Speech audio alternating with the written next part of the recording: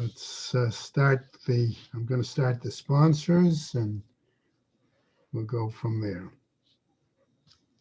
Okay. Year of Learning by Dr. Paul Koenigsberg in memory of his brother, Dr. Sam Koenigsberg, Shimon Ruven ben Leibish, and Ed Goldberg's cousin, Nissen Hara Nissen ben Fardosa. Paul and Bob Bromberg in memory of their dear friend, Julian Smith, Yehuda ben Yisrael.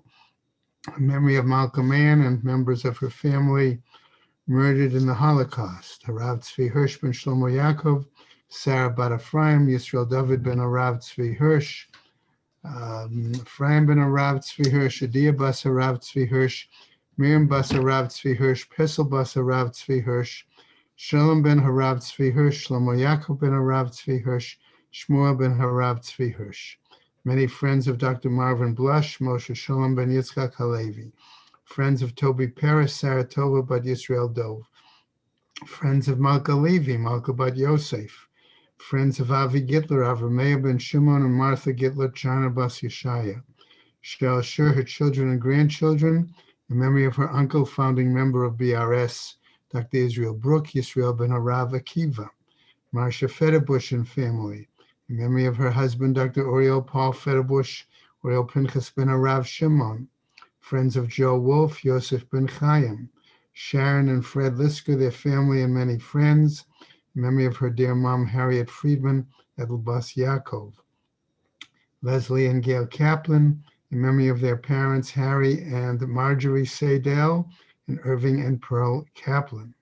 A month of learning by the Friends of Bella Silverstein, in memory of Bela Bas Yaakov. Month of learning also by Cheryl Schur in honor of those who joined her first series of epistemology of Tefillah class. Week of learning by Judy Iger in memory of her husband Aaron ben Shlomo Michael, by David and Mindel Cheslow in memory of his father Moshe ben Ruvain Mordechai. Susan and Ron Podolsky, right, coming up. Those are coming up actually. Okay. Today is the 31st, right? So Robin and Tzvi Karpel, a day of learning plus Torah fund, in memory of her mother, Chaya Edel Bas Menachem Zev. And today also Manny and Carol Miller, in memory of his mother, Vita Fega Bas Yosef Alter. And today, being the 31st, is also a day of learning by Sarah and Jesse Marilis, in memory of her mother, Chana Bas Tzvi Aryeh HaKohen. Okay. May Shemos have an Aliyah, Krank Arafia, Velti Yashira Shoma Talia, and L'chol B'nai Yisrael, a good gebenched Yar. Okay. All right. Zev is on. That was good timing. So we're going to start, and hopefully yes, anybody else can get on as well. Tet Amud Beis, bottom of the Amud is where we left off, right, with the new halacha, right? Hatruma Mahayu Osinba. What did they use the truma, the withdrawals from the lishka? What did they use to pay those new shkalim, right? So the Gemara, Mishnah and Gemara is going to list quite a number of items, okay? And in doing so, you might say that a lot of this coming material really tells us what the role of the administrators of the temple may have been in some ways, okay? So he starts off, he says, Halacha Aleph Matnitin, Hatruma Mahayu Osinbo. So what did they pay with it? Lochin Bat Madin. So they would purchase the animals for the Tamid offerings. Those, remember, were twice a day, morning and afternoon. Umusafin, and the additional offerings. Those were the ones on Shabbat and Yom Tov. V'niskehem, okay, and also what went along with those offerings, namely the wine libations, okay, and the mincha offerings. HaOmer, that was the special Omer offering, appropriate this time of the year, right? Where they would indicate that it was permitted then afterwards to eat the new produce. Ushtei halechem, those are the two loaves that were associated with the offerings of Shavuot. The lechem hapanim, that was the 12 loaves weekly exchanged for Shabbat and then given over to the Kohanim. Mikol korbanot hatzibur, and all other communal offerings. Okay. So that makes sense that those offerings and things associated with the Mizbeach, with the offerings on the altar, should come from communal monies. Remember also that many of them had a kapara, an atonement aspect. And again, the whole idea of everyone giving to the shkalim implied all had a equal portion in whatever was the atonement for the nation. Okay. Now a new example, shomrei sfichin. Okay, we have those who were hired to watch what we'll call the aftergrowth. Okay, that was self-sprouted grain that grew during the Shavuos year, and it was to be set aside for the barley and the barley and wheat that grew in that manner for the Omer offering and the Shtei Halechem. So they were a little bit more indirectly connected with these offerings, but this was to pay for the individuals who would be the watch the fields, right? That was the point. Sfichin b'shvi'it, these watchers, these guards, notlim scharan mitrumat halishka. Their payment, okay, also was from this communal funds. Now, Rabbi Yossi Omer, says Rabbi Yossi, okay, af harotzeh mitnadev shomer chinam.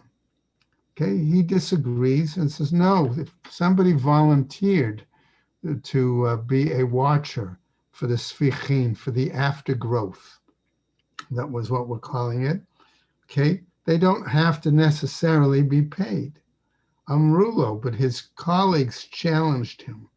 Afata Omer, but even you say, he says, she'ein ba'in ela mishel, as we go on now to today's daf yud, mishel tzibur, okay, that even you agree, he says, that anyone who does, yes, somebody could volunteer to do it on a free basis, but those who have to get paid because maybe they are giving up other work that they could be doing, they should still get paid from public funds. Okay, now we're on Yud, top of the Amud, as we pick up, Mara Azman Atzei Kohanim Baha'am Limanot.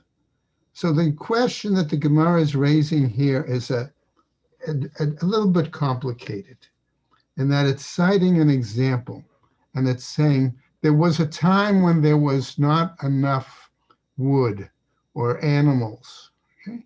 And people would voluntarily give that from their own wood or from their own animals and give it to the Mizbeach for the welfare of the community. Is that an acceptable practice? Can we really say that an individual can transfer what belongs to him into something that is communal property and communal offering? So that's the impact of the question here as to what we see here when there was a time that this wood that was sort of given over to the Kohanim to use, okay? Because some of them were Kohen families, okay? and therefore could that count for these communal offerings? Ela b'sha'ah she'alu Yisrael min hagolah explains the story. At the time when Israel, the Jewish people, came up, Second Temple, time of Ezra and so on, right?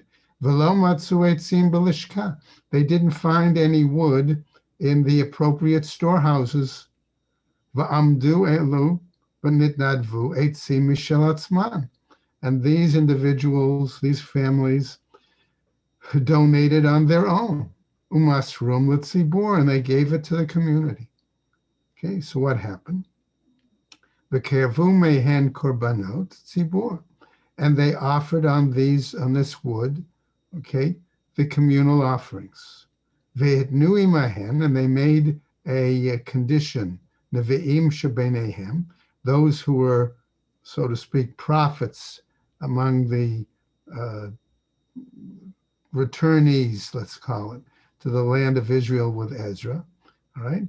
She'afilu lishkam le'a eitzim, that even if the temple precinct storehouse was full of wood, va'amdu elu v'nitnadvu eitzim mishel atzman, and these families nevertheless presented voluntary wood and other items, shelo yehe kravin mitkarev ela mishelahen tchila, that even then they would only use that wood, the volunteered wood, first, right?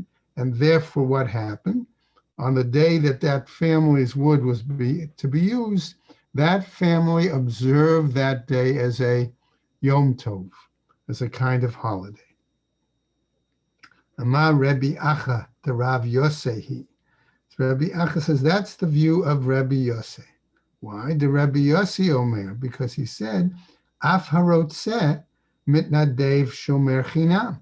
Okay, that even one who wanted to on his own, okay, could do it without getting paid. In other words, without any clear recognition. Rabbi Yossi, now, what happened? We see is the following. Rabbi Yossi is saying this, okay, as follows. B'shem Rabbi Ela, in the name of Rabbi Ela, Divrei Hakol. Everybody, however, agrees that it's really everyone's view. Why? Ma pligin, what are they really arguing about? Begufo shel korban. They were arguing about the actual offering itself. Okay, aval b'machshirei korban. But with those items that were preparatory for the being able to offer a korban, kol amamode shahu mishtaneh korban yachid lekorban tzibur. Everyone is in agreement and acknowledge that one can change an individual offering into a communal offering. And now we have a braita, Tane, and we have the following taught in a braita. Isha she'asta ketonet levana, a woman, okay, whose son is a Kohen, and she makes a white tunic for him to wear as part of his, let's call it uniform, his garments, while he's working at the Beis Hamikdash. Tzricha source is the suggested text. When she has to hand it over, in other words, she has to give up private property and make it the property of the Beis Hamikdash. Kshera, then it's valid. Ubilvad shetim serena letzibor, so long as she hands it to the community. Amar Rabbi Acha, says Rabbi Acha to Rabbi Yossi. Again, that's the view of Rabbi Yossi. The Rabbi Yossi Omer, af harotzeh min adev shomer chinam. Because again, Rabbi Yossi says one who volunteers to do it can do it without repayment. Rabbi Yossi, what? B'shem Rabbi Ela says, Divrei Hakol hi, that it's really the view of everyone. Ma pligin, and what then did they argue about? Again, begufo shel korban, about the actual animal offering. Aval b'machshirei korban, kol amam modei shehu mishtaneh korban yachid lekorban tzibor. But everybody agrees that in preparation, those items needed to prepare for a korban, it can be transferred from private to public offering. Okay, matnitin. Now, however, we've got a new Mishnah that's going to challenge the view of Rabbi Yossi.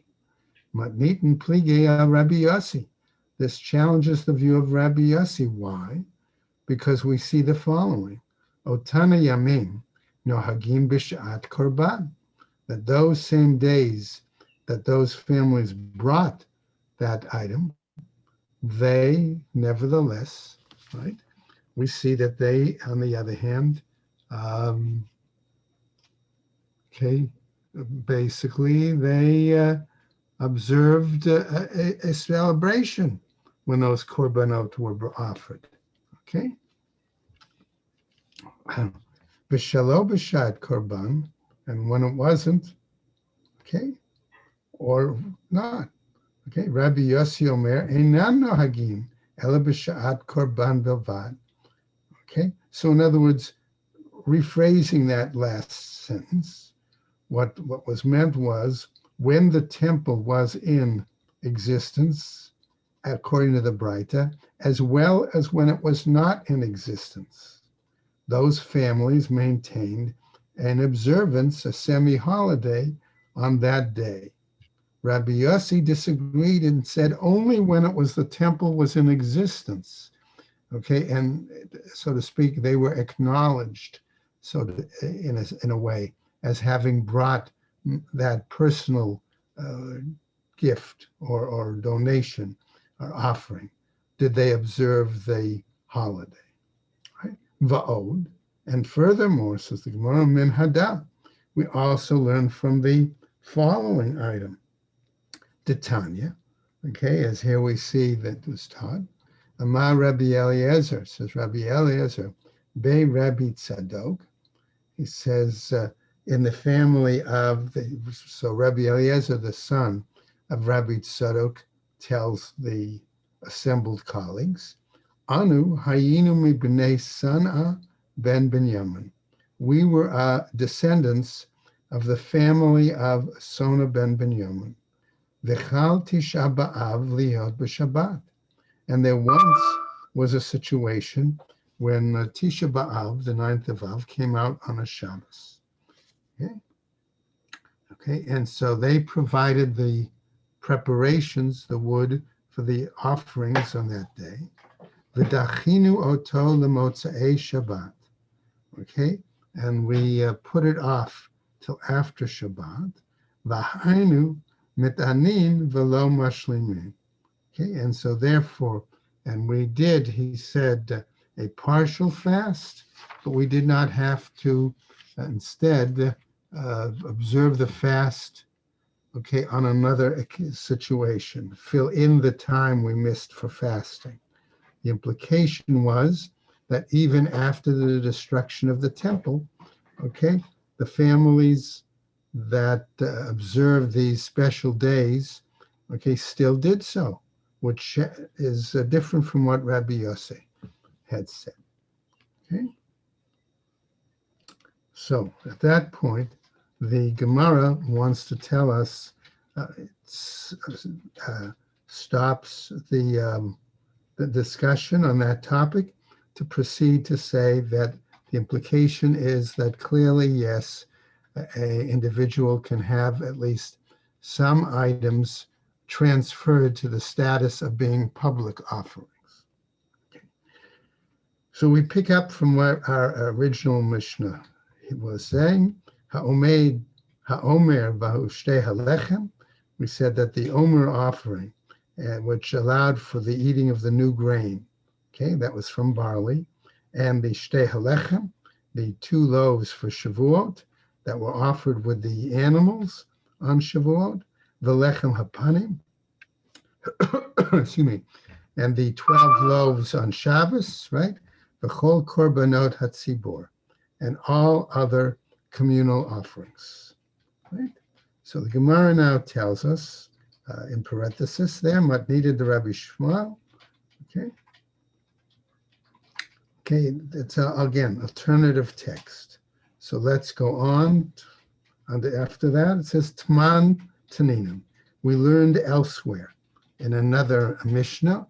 Okay, and that is going to be in Menachos, that Mishnah. Kol korbanot hayachid v'hatzibor ba'in min haaretz u'michutz la'aretz. Okay, all offerings, public offerings, can come from within the land of Israel and outside the land of Israel. Min hachadash u'min hayashan. It can come from new produce or old produce. Chutz min ha'omer u'shtei halechem, with the exception of the omer offering and the 2 Shavuot loaves, she'ein ba'in ela min hachadash, that they are only able to come from the new produce, the new grain. U'min ha'aretz, and also from within the land of Eretz Yisrael. Now, Rav Huna b'shem Rabbi Yirmiyah. He says, Rav Huna, the name of Rabbi Yirmiyah, the Rabbi Yishmael, that this was the view of Rabbi Yishmael. The Rabbi Yishmael Omer, that he would say, Ein ha'omer ba'minam Asuria, that one cannot use grain, even if it's new grain, that comes from outside the land of Israel, even if it comes from Syria, the area that was conquered by King David, and therefore had a, let's call it, semi-sacred character. Not the equivalent of Eretz Yisrael, but still semi-sacred. It's Mantaninen. And there also we learned in another Mishnah, Eser Kedushot Hein. There are 10 levels of sanctity. Okay, Eretz Yisrael Mikudeshet Mikol Ha'aratzot, that the land of Israel is the holiest among all the lands. Umahi Kedushata, and what's its sanctity?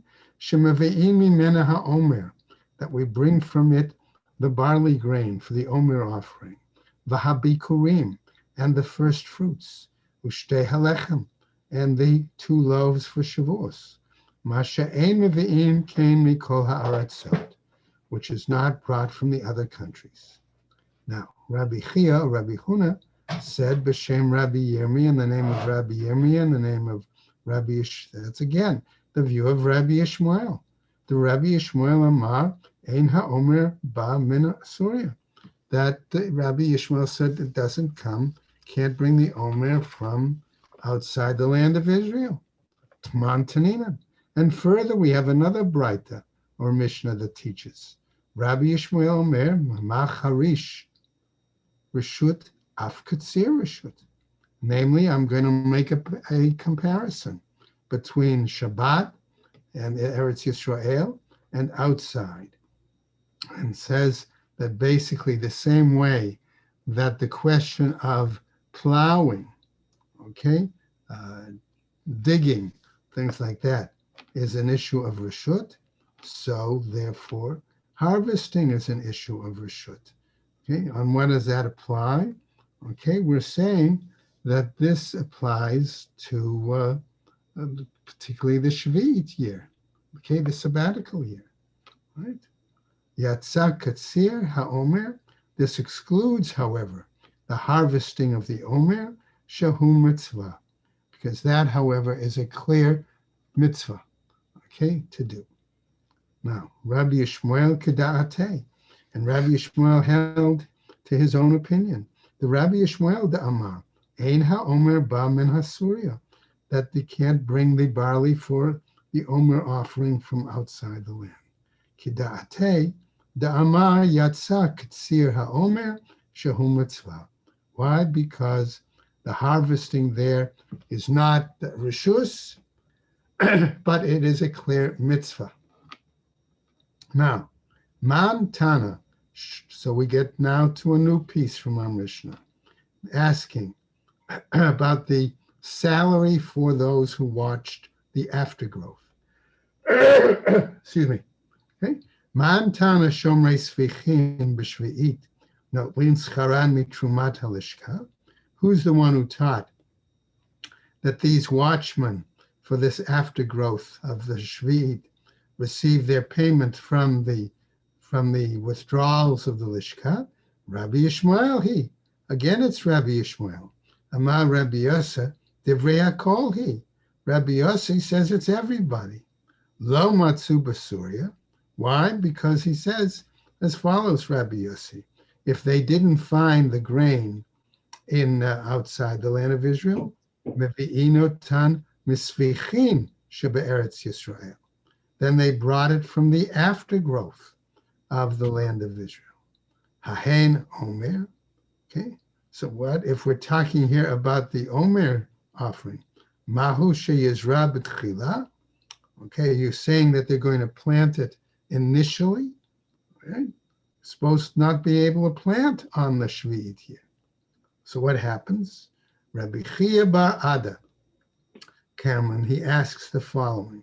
By kume de Rabbi Mana.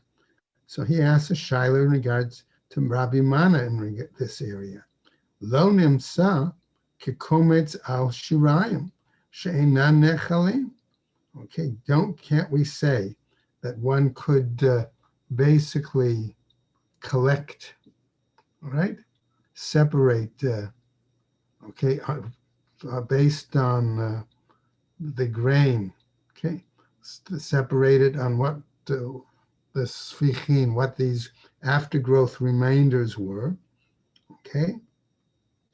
Right? That generally aren't supposed to be eaten. Amar le, he answered him, Ne'esek chamisha devarim shehen ba'in betumah ve'ein ne'echlin betumah. Okay, he says, no, basically, we identify those items as among the 5 things that convey tumah and cannot, right, but cannot be eaten, right? Ketzad hu oseh. So then how does one do this? Asks the Gemara. Okay, so in other words, how can you say that these watchmen should get paid from this consecrated money? Okay, if we're not supposed to eat any of the Shvi'it, especially since we acknowledge that once it's used up, okay, it has to be removed. Okay, so the Gemara now tells us. Ketzad hu oseh, what happens? What did the temple treasurers do? Notel ma'ot men hashulchani. I'm going to say they borrowed money from the money changers. V'notem lekotzrin v'leshomrin. And they then paid off those who were the harvesters and the watchmen. Ad shelo yikrav ha'omer. Up till the time that they were supposed to bring the Omer offering. Umevi ma'ot mitrumat lishka. And then when they did the withdrawal from the lishka, they brought those coins. Umechalelin alav, okay, and they desanctified those coins from the shkalim onto the produce. Okay? How do you do that? What? How do you do that? Okay, all right. So what they did is they therefore then removed the sanctity of the money from the shkalim, saying now this omer is consecrated. This grain is consecrated to be used as the offering. Therefore, the money is now non-holy. You give that money back now to the money changers, and so they get paid back for the loans that they had made to the temple treasurers. Okay, V'tovot came, and we say that that's the right thing. That's the good thing to do. So we continue. Rabbi Are they allowed to pay extra for it? They have to give the money changers something for their services. Good question, Zev. We're going to get to that in just a moment. Okay. So what happens? Rabbi Acha b'shem Rabbi Ba. So another Rabbi Acha in the name of Rabbi Ba also tells us, Kol ma sheyitain hein damav misha'ah harishona, that what they paid them was from their, so to speak, initial effort. Okay? In other words, the amount that they cut, not whatever was extra. Tana, and we also teach Af b'pitchei avanim came. So likewise with the stonemasons, the quarriers and the stone cutters, they got paid the same manner. Notel me'ot mishulchanei, they took borrowed money from the money changers. V'noten l'chotzavim v'listatim, and they gave that money to the stone cutters and the other workers, the other quarriers, right? Ad shalotina ten al gabe hadimus, okay, for the amount of stone that was put on a row, okay, for the walls or the other buildings, other things in the temple. Umishnatan al hadimus, and once they put it down on the wall, okay, mevi ma'ot mitrumat halishka, then they took the shkalim withdrew it from the lishka, umechalalin alei, and then they desanctified that money onto the stones. Therefore, the money was now not holy, not consecrated.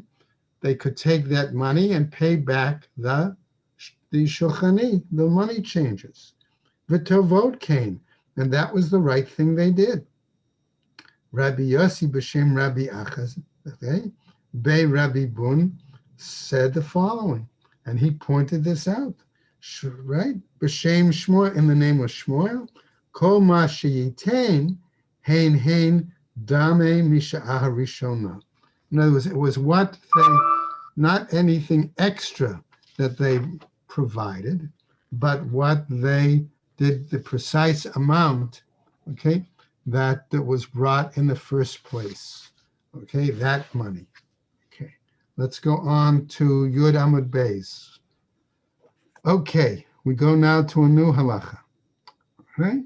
Furthermore, what other animals were paid for with the shkalim? Okay, what other offerings or aspects of ritual? Para, right? The para aduma, the red heifer. V'seir, okay, the animal hamishtalech, that the goat that was sent out into Azazel on Yom Kippur, right?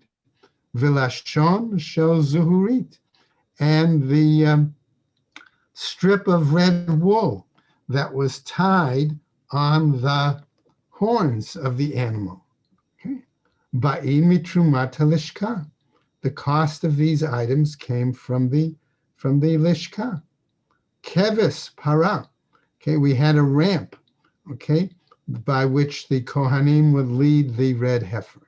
The kevis seir hamishtalech, and the ramp that, again, whoever would lead the animal to the edge of the city and then push it off, right? So that, again, so that people would not interfere, okay? V'lashon shebein karnav, and the strip of ribbon between its horns, ve'emet hamayim, and the irrigation canal in the temple, v'chomot ha'ir, and the walls of the city, umigdalateha, and its towers, v'kol tzarchei ha'ir, and all the needs of the city, ba'in mishirei halishka. All of these items, however, were paid for from the, let's say, leftover shkalim that were there in the lishka. Abba Shaul Omer, what did he say?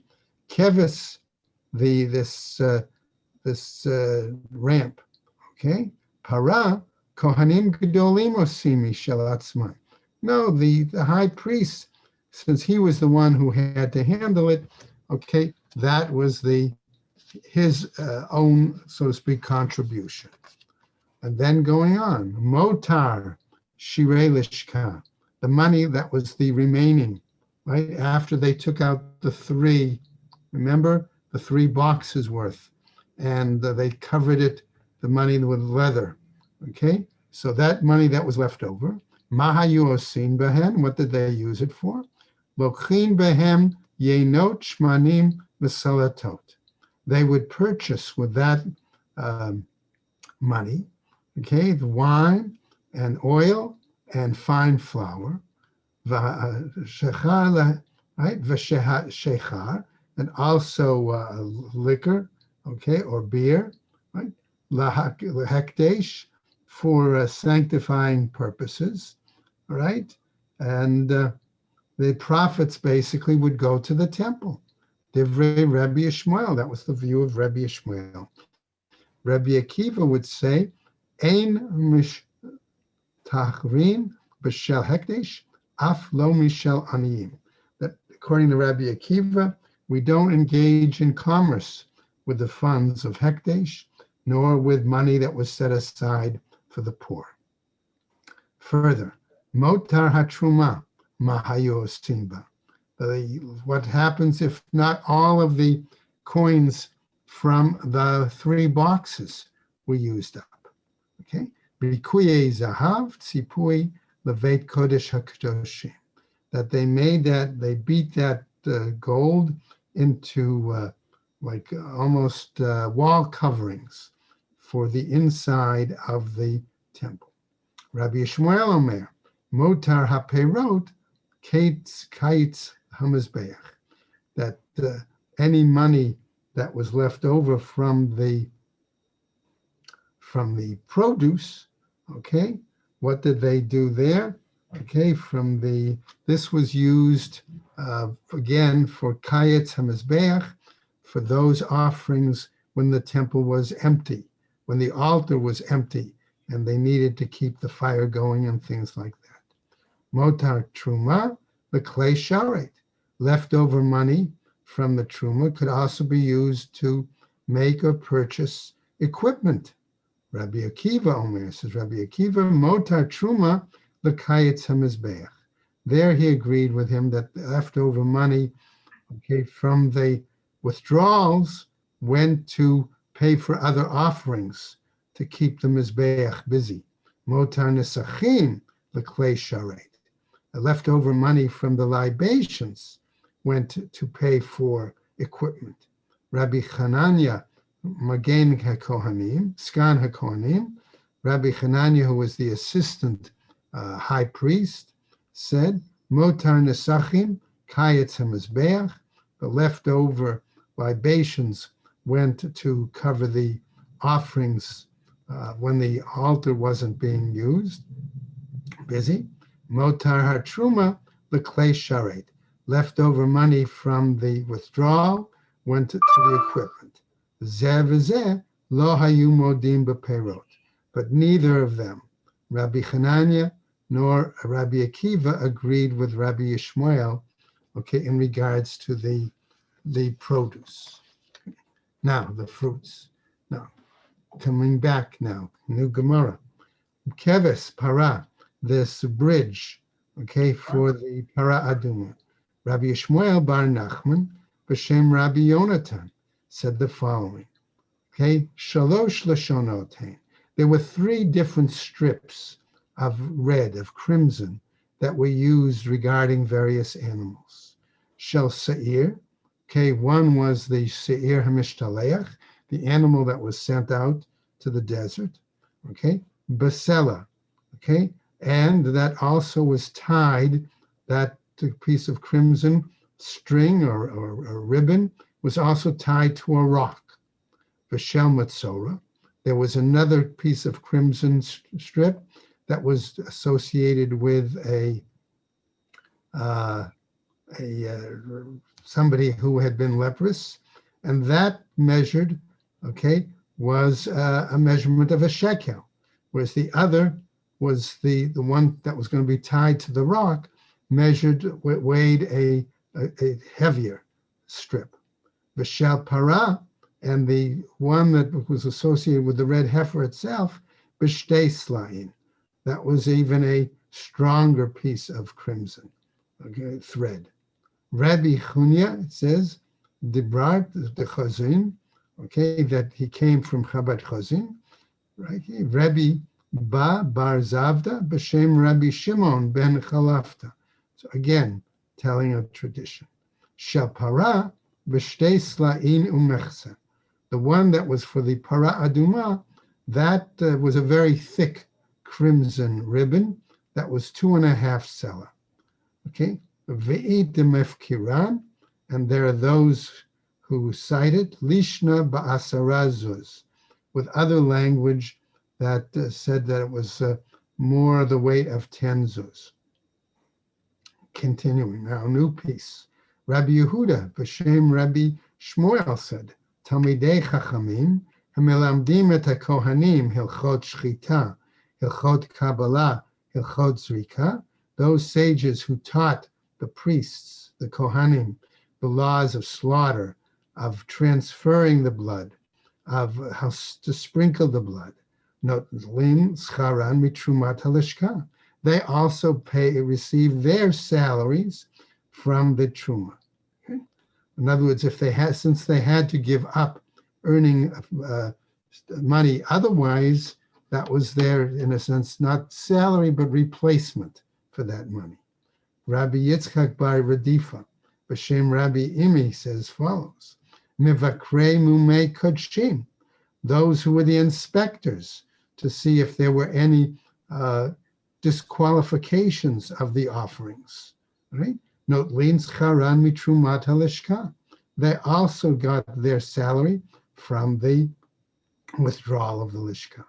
Rabbi Acha, Rabbi Tanchum says, in the name of Rabbi Chia, in the name of Rabbi Simlai, Magi'ei Sifrei Torah Azara, those scribes who would make sure that the writing of the special Sefer Torah that was kept in the temple precinct, that was the model for other Sifrei Torah, note Lin Scharan Mitrumad Lishka, they got their pay also in that regard.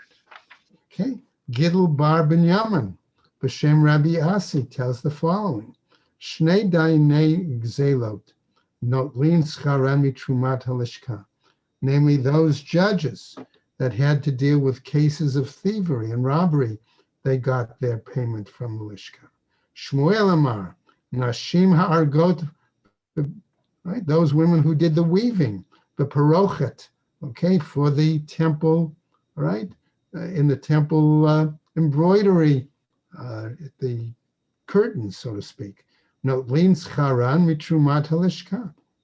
They also got payment from that. Rabbi Huna Amar Mitrumat Bedek Habayit. He disagreed and said, no, their payment came from the money collected for the proper maintenance of the temple. Ma plige, what are they arguing about? Shmuel avad la ki korban. Shmuel said that the working on the prochet was similar to offerings. Rabbi Huna avad la ki binyan. Rabbi Huna says, no, it was more like part of the building maintenance. Ma Rabbi Chizkiah, says Rabbi Chizkiah, Tana Rabbi Huda, Grogorot, okay, Gad Gadot, right? That he also said here that, that there were other things, okay, that were part of the building, okay, as well. Hakatoret, the whole korbanot hatzibor, ba'in mitruma halishka. Okay, that here also other offerings, communal offerings, that were paid from the lishka. Mizbach hazahav, the kol klei sharet. Okay, the golden altar and all its equipment. Ba'in mimotar nesachim. That came from leftover money from the libations. Mizbach ha'olah, okay, the outer altar, v'ha'echal, v'ha'azarot, okay, the temple and its courtyards and all of that, ba'in mishirei halishka, that came from the withdrawal of the lishka. Chutz la'azarot ba'in milishkat bedek habayit. Outside of the temple precinct, the repairs for Jerusalem, okay, came from the general maintenance fund. V'hatani, but aren't we taught elsewhere? Avnei hamizbeach ha'hechal v'ha'azarot mu'alin bahen.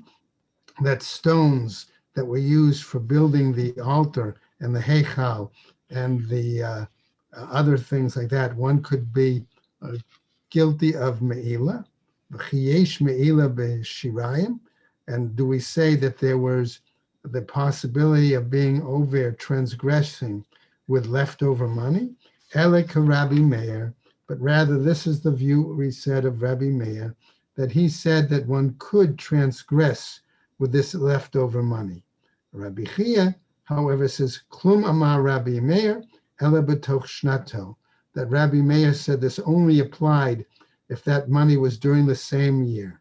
V'hacha chutz l'shnato anan kayamin.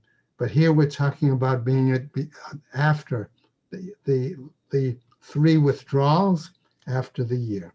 Amar Rabbi Chizkiah, Tana Rabbi Yehuda, Gad Gadit, again, the shulchan, the menorah, mizbachot, the table, the candelabra, okay, the altars, the parochet, ma'akvinet ha-korbanot, okay, these can hold back the korban. And this is where we're going to, Divrei Rabbi Meir, that's where we're going to sort of stop. V'chachamim omrim, ein lecha ma'akev et ha-korban, ela ha-kiyor v'hechan bilvad.